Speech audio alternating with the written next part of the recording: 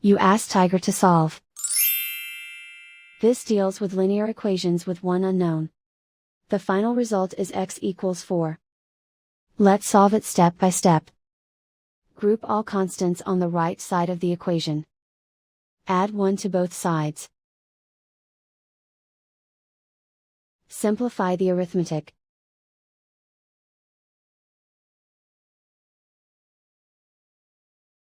Isolate the x.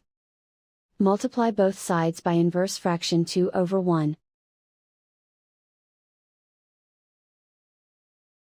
Group like terms.